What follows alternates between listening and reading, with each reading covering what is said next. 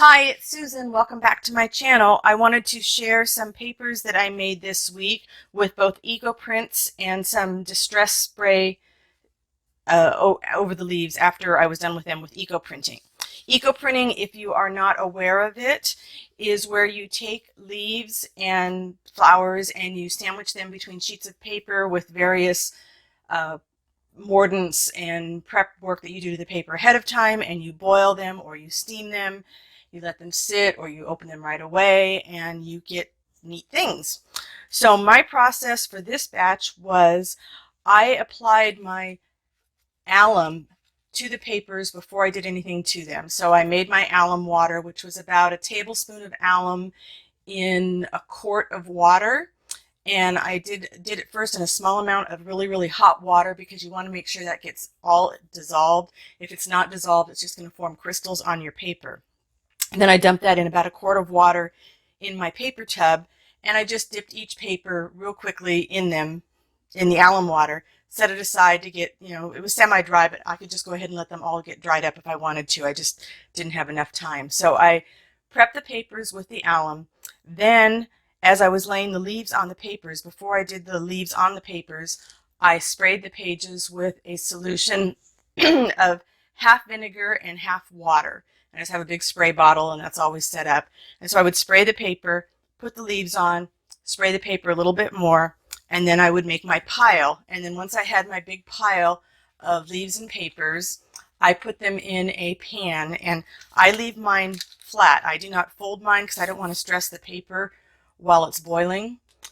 And I have a really big lasagna pan. Actually, there's an IKEA pan that comes with two sizes, and both of them are big enough to put the 8.5 by 11 papers in flat. And it was very inexpensive. I kept trying to find something at the thrift store, and I never got lucky. So then I pile them in my pan, and I have a board on the bottom and a board that I put on the top, and it just sort of on the bottom to keep the papers from burning, and on the top so that I can apply some bricks on top of that to hold everything down. I dumped in some rust water that I had. I didn't have very much of it. I added my rusty pieces, added water to come up to the top of the papers and maybe a little bit above the papers. And then I added some rusty nails and some other bits of rust that I had. I do mine out on the barbecue grill. So I let the grill go for, I don't know, it was about 20 minutes, I guess, until it came to a nice boil. Maybe it wasn't even that long. And as soon as I saw it start to boil, I go down to a simmer. And it probably simmered for about an hour and a half, 2 hours. And then I turned it off, closed the lid on the barbecue, and I just let it sit overnight. And then in the morning when I came out, the pan was absolutely empty of water. Everything had been sucked up into these papers, and then became the messy process of taking everything apart. When I take it apart, any of the leaves that look like they're going to hold together, I just dump in a pan of water, and you'll see why when we get to the end of these. Oh, I also added probably about a tablespoon of turmeric to the water. I didn't put any turmeric on the pages, but I just added it to the water because I wanted to get that yellow tint in these papers. You don't have to do that. It just happened to be one of my things I wanted. If you want to get more of a browns and grays and you have access to any acorns, they will help give you a darker color. These are my privet leaves. I'm not going to remember what all of these are because some of these came from a friend's yard, but these are my papers. This mess of viney stuff here was just some oxalis, which is a weed that I just piled down just to see what it would do. Some fennel. This is some more fennel. And we have some redwood. This is smoke bush that my friend brought me. Some ferns. So it's just a whole bunch of little leaves of some kind. He gave me a list of what he brought over, but I don't know them all yet. So, and we've got some more privets, some silver dollar eucalyptus, which is kind of fun.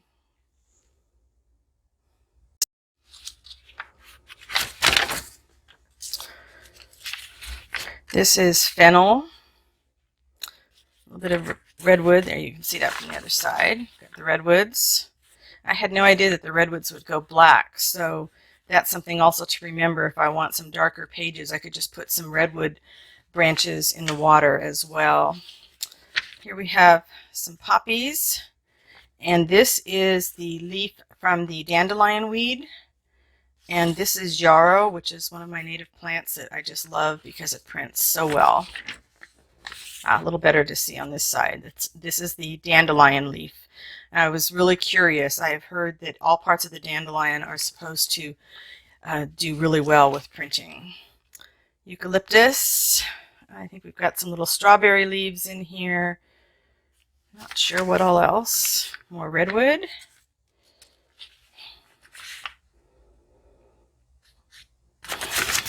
Whoops. Lots of eucalyptus. I just love the eucalyptus.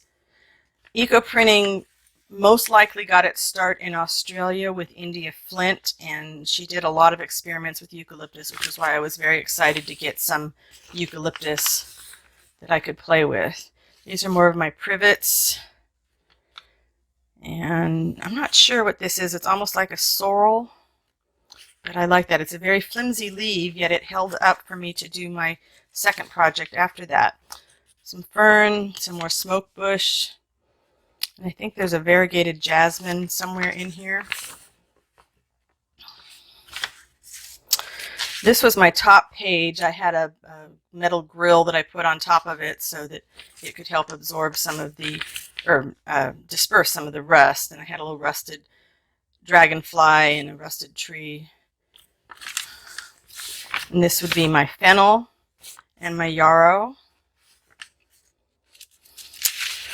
This is some kind of fern. We went foraging and found some things alongside of the road or on the ground. Some more ferns. And then these little bits of green that are here. You can see them. How well that focuses.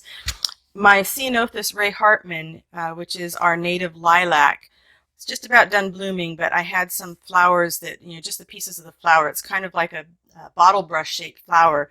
So it's not big enough to just press on its own unless you can get it early enough before all the leaves start or the flowers start to dry up. But I just tossed some of those on there and I got those great little green specks. Some more ferns and redwood. And this again is all on just copy paper. I like that one. Really nice. So the silver dollar eucalyptus is really nice on the yellow. Some more ferns. This is a little bit of my poppy. This is a sage of some kind. And I think this was a variegated jasmine. I can't remember. Or maybe that was another. There were two kinds of smoke bushes. I love this poppy. Came out really nice. And my poppies are orange, but of course you can't guarantee that what color the flower is the color that you're going to get on your papers. This is on watercolor paper. I don't normally print on watercolor paper unless I'm thinking that I want to do something that will be frameable, because it's too heavy for pages in the books that I make. This kind of looks like a mess, but it's okay because you can either cut apart pieces and isolate the ones that you like, or you can make pockets to cover the stuff that you really don't think came out so well. And remember, if you get something like this where it's really light and there's a little bit of white spots, you can do a couple things. You can put this through again. You can do another batch and put this in there with new leaves on top of these and get a really neat effect. You can spray or paint some coffee or tea in the white spaces and that will give you an interesting effect as well. So don't think just because you didn't get a great print that it's garbage. It's not. I mean, I still think this is a neat print and I would use this as a page, but if you wanted to amp it up a little bit, there are more things you can do to it again. Just think of it as adding another layer. I forgot what he told me these leaves are, but they printed really nicely.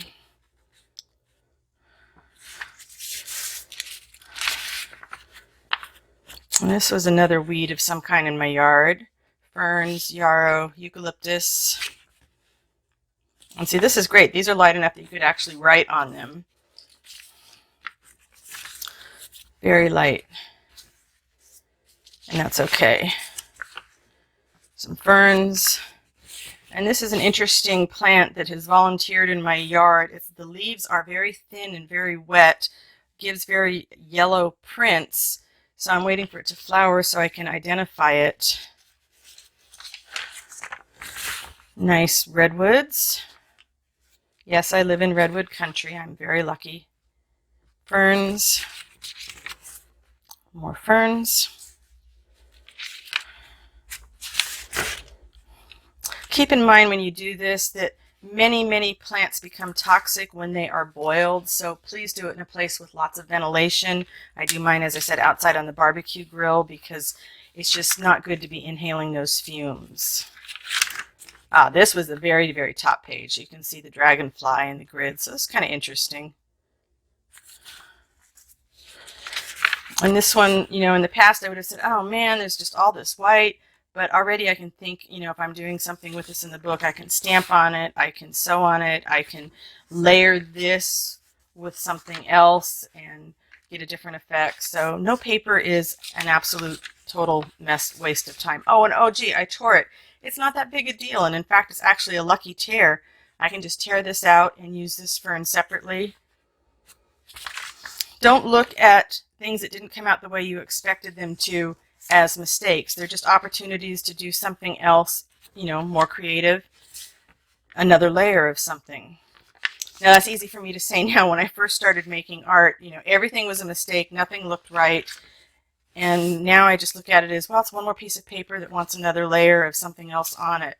You know, I could ink it, I could tear it apart and use it in collage. These little ferns, they're really hard to work with, but they do print really nice. Let's see, these are all my, you know, my light ones. I could do who knows what with, but they weren't the ones that I would showcase as a center in my center fold, which is usually what I do. Is I like to take a really nice eco print and make it the center of a signature so you can see the full spread. This on watercolor paper, not too impressed with this one, so I will probably cut that apart for tags. And usually ferns print really nicely for me, but this one on watercolor paper decided, nope, not going to happen. This was an experiment with some handmade paper, so I got some really great textures. This will be great for collage.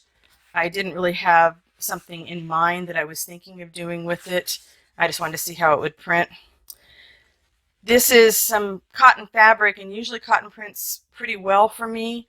I had mixed results on this batch. This is some fennel and some yarrow, and then this is the turmeric around the edges. So that could be a journal cover. This one has a very faint fern. I don't even know if you can see it. But like I said, I can do this again. I can paint on this. I can run it through the eco-print process again. I can do lots of different things with it. And I got some good redwoods and not much of a fern here. So if I wanted to make this a cover, that would work.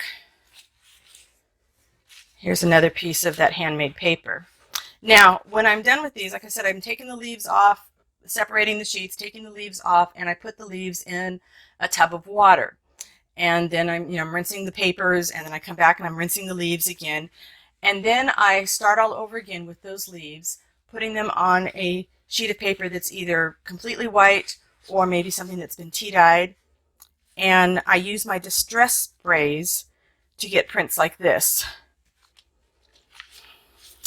And you never know what you're going to get. Sometimes you're going to get really good ones. Some of the leaves say, nope, I'm giving you all I've got, and you don't have it. But it's a really neat paper with some blotches on it. That's okay.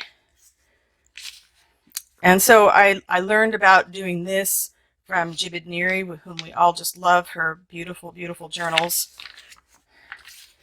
And this is like, I almost like doing this more than the eco printing because it's just interesting to see what colors you're going to get out of these combinations of distress sprays. And I always think that I've ruined them when I first do the sprays because they're so dark, and they're much darker than anything that I would be using. And yet it doesn't turn out to be that way because they get lighter and lighter and they change. And it takes a couple days for these papers to finish curing. So I really won't know probably for another day because they're still slightly damp what my final things are going to be. But I'm pretty happy with these. And ferns and redwoods hold up really well. My privet leaves hold up really well. In fact, I could use them again. This is still pretty wet. And so these I might use as a cover for a signature, or I might cut them apart for tags or collage or who knows what. This is really dark and grungy. Still very wet. And then I was experimenting with some blues for a beachy kind of book. This is all my yarrow. I'm going to keep experimenting with this because I really think this can look like seaweed. So there we have it. We have eco prints and then reusing the leaves and doing some distress sprays with them and getting some different colored papers with the leaf prints on them. That's all I have for you today. If you haven't checked out the Make Aheads playlist, please do. And also there's a series on how to find all sorts of images for free out there on the internet that you can go ahead and download using your art and feel free to sell. Thanks so much for watching. I will see you next time. Bye for now.